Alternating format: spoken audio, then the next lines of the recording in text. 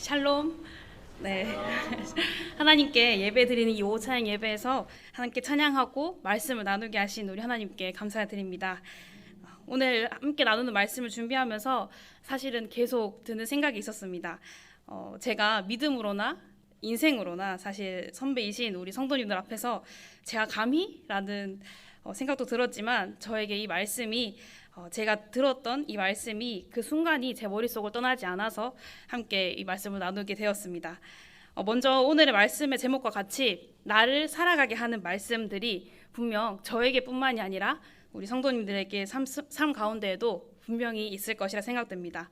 그 말씀이 언제 어느 때 정확하게 어느 시에 그렇게 주셨구나라고 거창하게 적어 놓을 수 있는 것이 아니라 그런 것뿐만이 아니라 평소에 즐겨 듣던 말씀, 흘려 듣다시피 했던 그런 말씀 가운데에도 좋구나라고 했던 그런 말씀들이 분명 있으실 겁니다. 물론 말씀뿐만이 아니라 찬양도 그런 찬양들이 있으시겠죠. 저도 생각을 해봤더니 꽤 많더라고요. 그래서 다 세지 못할 정도였고요.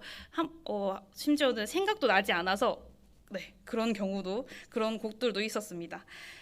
오늘 함께 보는 이 말씀으로 인해서 그 말씀들이 성도님들에게도 살아나게 하셨던 그 말씀들이 찬양들이 다시 떠올라서 마음 가운데 요동쳐서 한 주간을 또 매일의 삶을 기쁨으로 평안함으로 또 승리하며 살아갈 수 있기를 소망합니다. 오늘 함께 읽은 말씀을 보겠습니다. 오늘 말씀은 엘리야의 이야기입니다.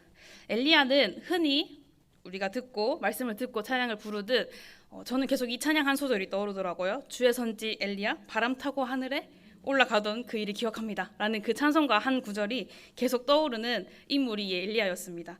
그런 믿음의 선지자라고 불리고 그리고 성경 곳곳에 믿음 하면 등장하는 선지자가 이 엘리야입니다.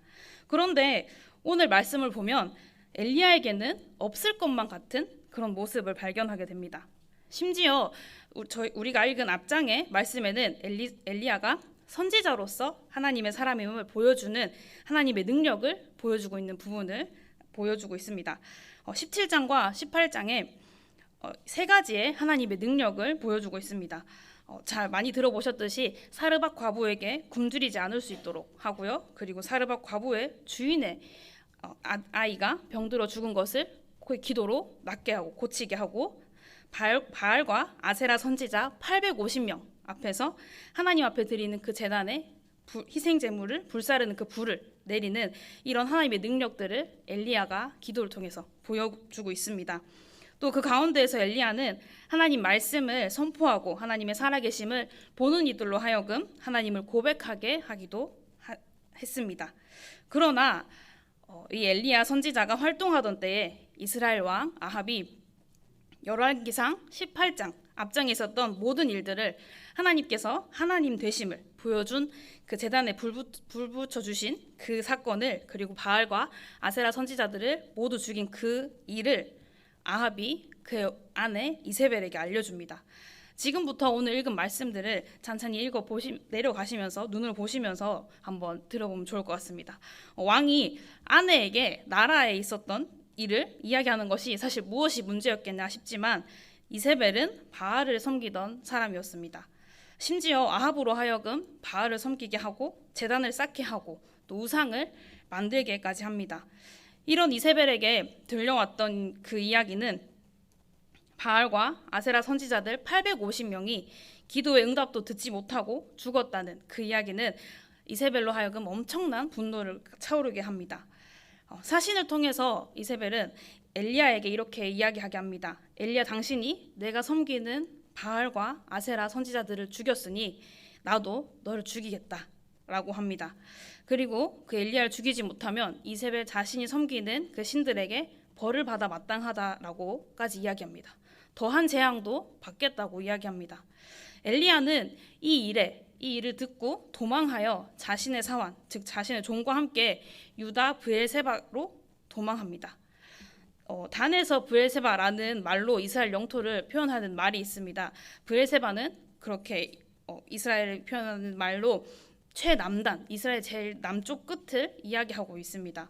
엘리야는 그 순간에 그렇게 이스라엘 최남단 브엘세바까지 도망을 칩니다. 그리고 브엘세바에는 자신의 종 그 사원을 머물게 하고 엘리야는 더 멀리 광야로 들어갑니다. 사실 앞장의 엘리야의 모습들을 보면 지금 이 상황이 고개를 갸우뚱하게 하기도 합니다. 왜냐하면 여러 기적들을 일으키고 하나님의 사역을 이제껏 정말 잘 멋지게 감당해놓고 자신의 처한 상황이 두려워서 사환도 내버려두고 스스로 광야에 들어가 숨고 맙니다. 이제껏 엘리야의 모습이라면 자신이 사르밧 과부의 주인의 아이를 위해 하나님께 부르짖고 그리고 제단에 불을 내려달라고 기도했던 그런 모습을 떠올린다면 자신의 죽음이 다가와도 두려워하지 않을 그런 모습이 있을 법도 한데 성경 곳곳에 등장하는 그 믿음의 선지자의 모습 엘리야는 온데간데 없고 도망하는 모습이 등장합니다. 또 그렇게 자기 스스로 광야에 들어가서 로뎀 나무 아래에서 이렇게 기도합니다. 4절 말씀에 이런 내용입니다. 이제 저는 이만큼이면 넉넉합니다. 저는 이제 더 이상 바랄 것이 없습니다. 죽기를 원합니다. 내가 이제는 내 조상들보다 더 나은 모습이 없습니다. 라고 엘리야 기도합니다. 여기서 나온 엘리야가 있었던 이 로뎀 나무 많이 들어보셨을 겁니다. 저는 이 로뎀 나무를 교회 카페 이름으로 엄청 많이 들었던 것 같아요. 아마 로뎀 나무는 쉼을 주는 곳, 무언가에 쉼이 있는 곳이라는 의미로 많이 쓰였던 것 같습니다. 그런데 그 로뎀 나무 실제로 혹시 어떤 나무인지 아시나요? 과연 그 로뎀 나무가 정말 쉴만한 곳이었을까요? 어떤 나무인지 정말 실제로 보셨던 분도 계시고 아시는 분도 계시겠지만 정말 엘리야가 처한 상황을 더 비참하게 만든다 해도 과언이 아닐 것 같습니다. 이 로뎀 나무는 2m에서 3m 정도밖에 자라지 않는 나무입니다. 제가 한번 그래서 찾아봤어요. 교회 앞에 있는 그 커다란 우리 가로수는요 최대 30m에서 50m까지 자라는 나무라고 하더라고요. 근데 그거에 비하면 로뎀 나무는 그늘도 없고 정말 초라하기 짝이 없었겠죠. 광야에서 그늘도 없는 그 로뎀 나무 아래 있었던 엘리야를 생각하면 감히 엘리야의 심정을 상상할 수는 없지만 이해할 수도 없겠지만 어느 정도 그 상황이 그려질 것이라 생각됩니다. 17장, 18장에 하나님의 사람임을 보여주던 엘리야의 모습은 온데간데 없고 별 보잘것없는 그 로뎀 나무 아래에서 자신의 심정을 하나님 앞에서 토로하고 있습니다. 그렇게 엘리야는 잠이 드는데 천사가 어루어 만지며 일어나 먹으라고 합니다. 하나님의 일을 감당하고 있던 선지자라면 어쩌면 저는 이런 생각이 들더라고요. 하나님께서 엘리야에게 오히려 호되게 뭐라고 하셨진 않았을까? 호되게 뭐라고 하실 법도 한데 라는 생각이 들었지만 사람을 만드신 하나님은 역시나 단연 사람의 마음도 잘 아심을 또 이 부분에서 새삼 느낄 수 있었습니다. 두렵고 광야로 도망쳐 나온 이 엘리야를 그리고 지친 그 엘리야를 천사를 보내어서 하나님께서는 위로하십니다. 어루어 만져주시고 다시 힘을 낼 수 있도록 먹을 것도 준비해 주십니다. 언제까지 하나님의 천사를 보내어 엘리야를 위로해 주시냐면 7절 말씀을 통해 알 수 있습니다. 네가 갈 길을 다 가지 못할까 하노라. 엘리야가 가는 그 길을 다 갈 때까지 갈 수 있을 때까지 먹을 것을 하나님께서 이 천사로 하여금 보내서 채워주시고 계십니다. 그렇게 힘을 얻어서 8절입니다. 이에 일어나 먹고 마시고 그 음식물의 힘을 의지하여 40주 40야를 가서 하나님의 산 호렙에 이르니라. 아멘. 그렇게 하나님이 채워주신 40주 40야를 가서 하나님의 산 호렙에 이릅니다. 엘리야가 하나님의 위로하심을 얻고 온전히 회복된 걸까요? 하나님께서 주신 그 먹은 것들을 의지하여서 그 천사에게 통해서 받은 그 먹은 것들을 의지해서 모세가 십계명을 받았던 그 하나님이 임재하셨던 그 호렙산에 오릅니다. 그곳에서 하나님께서 물으십니다. 어찌하여 네가 여기 있느냐라고 하나님이 물으십니다. 엘리야 대답은 이러합니다.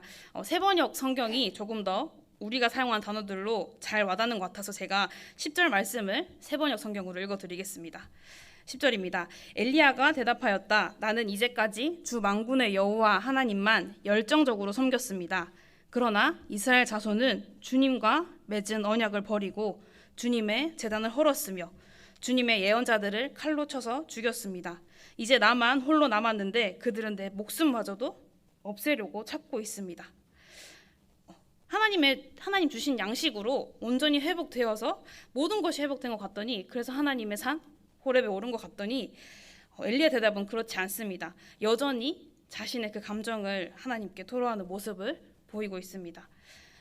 그리고 하나님께서는 말씀하십니다. 이제 이 산에서 나 곧 주가 지나갈 것이니 산 위에 서라 라고 말씀하십니다. 그리고 주 앞에 서 있으라 라고 하나님께서 말씀하십니다.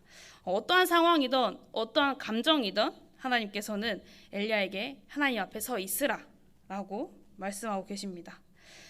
당장이라도 이렇게 나타나실 것처럼 말씀하시는데, 하나님 앞에 서 있으라고 하시는데 11절 말씀을 보면 크고 강한 바람이 산을 가르고 바위를 부수니 바람 가운데 여호와가 안 계셨습니다. 그리고 바람 후에 지진이 있으나 그 지진 가운데에도 여호와가 계시지 않으셨습니다. 지진 후에 또 불이 있으나 불 가운데에도 여호와가 계시지 않으셨습니다. 그 불 후에 세미한 소리로, 언어의 이 뜻을 보니 작고 평온한 소리로 하나님께서 말씀하십니다. 그 소리에 엘리야는 일어납니다. 그 소리를 듣고 하나님 말씀을 듣고 일어납니다. 또 하나님께서 한 번 더 엘리야에게 여기서 무엇을 하고 있느냐라고 물어보십니다. 작고 평온한 목소리로 그 들려온 하나님 목소리에도 14절에 보시면 10절과 똑같은, 글씨 하나 틀리지 않고 엘리야가 똑같은 대답을 하고 있습니다. 하나님이 정말 엘리야에게 너가 왜 여기 있고 어떤 마음이고 어떤 심정인지 몰라서 이렇게 물으셨을까요? 아니었습니다. 또 한편으론 엘리야도 어쩌면 하나님이 하신 그 질문의 의도를, 네가 왜 여기 있느냐 하는 그 질문의 의도를 엘리야도 어쩌면 알고 있었을 수도 있겠다는 생각도 들었습니다. 왜냐하면 엘리야는 자신이 죽을까 하여 도망쳐서 나온, 두려워서 그 도망쳐 나온 광야에서도 하나님 말씀을 듣고 움직였던 것을 볼 수 있었기 때문입니다. 그렇게 하나님은 다시 엘리야가 할 일들을 말씀해 주십니다. 15절에서 18절에 기록하고 있습니다. 이제는 다메섹으로 다시 가서 하사엘에게 기름 부어서 아람 왕이 되게 하고, 또 예후에게 기름을 부어서 이스라엘의 왕이 되게 하고, 엘리사에게 기름을 부어 엘리야를 대신할 선지자가 되게 하라고 하나님이 말씀하십니다. 하나님께서는 다시 하나님 말씀으로 하여금 엘리야를 움직이게 하십니다. 다시 살아가게 하십니다. 아직 하나님과 동행할 일이 남았기에 엘리야는 거듭 자신의 감정만을 이야기했지만 그걸로 그치지 않고 엘리야는 하나님 말씀을 들었습니다. 들었고, 그리고 들은 후에는 행하는 모습을 오늘 우리는 말씀을 통해 볼 수 있습니다. 엘리야는 위로해 주시는 그 하나님 음성을 들었습니다. 그리고 일어나 먹었습니다.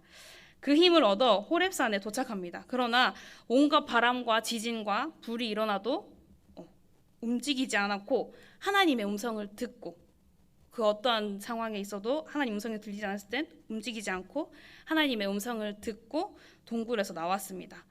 그렇게 엘리야는 하나님 말씀을 들었기에 살아갔고, 훗날 바람 타고 그대로 올려지는 역사를 후대로 하여금 보게 하셨습니다. 오늘 말씀에 엘리야처럼 죽음의 위협까지는 아니더라도 하나님 앞에 기도할 때 긴 한숨을 내뱉을 수밖에 없는 그런 크고 작은 마음에 근심이 있으셨던 순간들이 분명히 저도 있었고 성도님들께도 있으셨을 거라 생각됩니다. 저에게는 그런 순간에 주셨던 말씀이 오늘 이 말씀이었습니다. 보잘것없는 이 로뎀나무 아래였음에도 그저 호흡처럼 내뱉은 그런 심정에도 하나님은 엘리야를 어루만져 주시고 위로해 주시고 살아가게 하는 말씀을 주셨습니다. 말씀을 나누기 전 오늘 말씀의 제목과 같이 나를 살아가게 하는 말씀들이 분명히 있으실 것이라 말씀드렸습니다. 지금 이 말씀을 통해서 또 생각나셨는지도 모르겠습니다. 찬양이 생각나셨는지도 모르겠습니다. 그 말씀이 언제 나에게 어느 때 정확하게 그 시간들을 기억할 수는 없지만 평소에 그 흘려듣던 그 말씀도 다 하나님이 우리를 살아나게 하시는, 그렇게 살아나게 하시게 주신 말씀이라는 것을 기억하면 좋겠습니다. 별 보잘것없는 로뎀나무에 앉아서 자신의 심정을 호흡처럼 내뱉은 그 말을 하나님께서는 들으셨습니다. 그리고 위로하여 새 힘 얻을 수 있는 말씀도 주십니다. 살아가게 하는 말씀도 주십니다. 때로는 주저앉을지 몰라도 나에게 주셨던 그 말씀들을 성령님께서 우리 가운데 다시 떠오르게 하시기를 소망합니다. 그 모든 말씀들이 나를 살아가게 하는 하나님의 말씀일 것입니다. 그 말씀으로 하루하루를 살아내고 또 날마다 주시는 그 말씀으로 한 주간 승리하는 삶을 살기를 소망합니다. 함께 기도하겠습니다. 하나님, 감사합니다. 누구보다도 하나님의 능력을 보여주고 흔들리지 않을 것 같던 엘리야에게도 죽음의 위협으로 도망쳐 주저앉아 죽기만을 바라던 순간이 있었습니다. 그러나 엘리야는 하나님의 말씀을 들었습니다. 하나님 말씀으로 다시 일어나 살아가게 하셨고 훗날 믿음의 선지자로 기억되게 하셨습니다. 하나님, 우리에게도 크고 작은 마음에 근심이 있던 그 순간에 하나님께서는 하루하루를 살아가게 하시는 말씀들을 주셨습니다. 엘리야에게 위로하여 새 힘 주셨듯이 다시금 우리에게도 기억나게 하시고 그 말씀이 내 안에 요동쳐 살아가게 하옵소서. 말씀으로 살아나게 하시고 살아가게 하옵소서. 예수님의 이름으로 기도합니다. 아멘. 다 함께 찬송가